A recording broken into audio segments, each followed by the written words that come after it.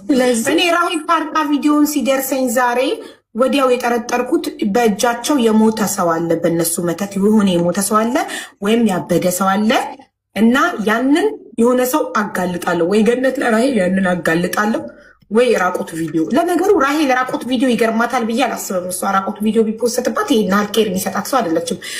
ግን የሆነ ወንጀል ሰርተው በእነሱ ምክንያት ያበደ ወይ የሆነ ሰው ቢዝነስ ቀምተዋል፣ አሳብደዋል፣ ወይ የሆነ ሰው ገለዋል። ያ እንዳይወጣባቸው ነው የታረቁት። በዚህ ፍጥነት ጉዳዩን ለመሸፋፈን ነው የታረቁት። ቆሻሻ ግን ላዩ ላይ ሽቶ ቢነፋበት ለጊዜው እንጂ የሽቶ ሽታ ሲያል ቆሻሻው ድጋሚ መሽተቱ አይቀርም። ስለዚህ ይህ ነገር ይወጣል አይቀርም። እንዲህ ተሸፋፍኖ የሚቀር ነገር እንዴት አመሻችሁ። እውነት ማውጣት የሚችል ሰው ካለ የሚያውቅ ሰው ካለ አሁንም በቃ ሰው ይዳን አይደለም። ከዚህ በፊት ብዙ ሰው ብዙ ነገር ሆኖ ሊሆን ይችላል፣ አናቅም።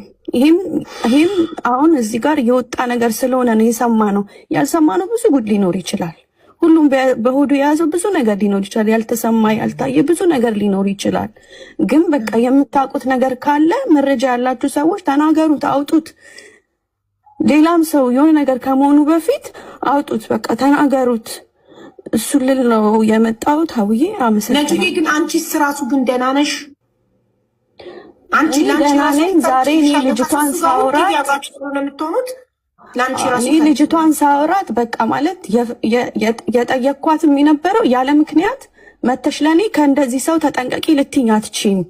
ፊሽ የሆነ ነገር ሊኖር ማለት በቃ ያለ ምክንያት እኔ ሀዋንቺ ጋር መጥቼ ከሊን ተጠንቀቂው ልልሽ አልችልም። ወይ የሰማሽው ነገር ሊኖር ይችላል። ስንት ወር ነው ያለችሽ? ይህንን ያለችሽ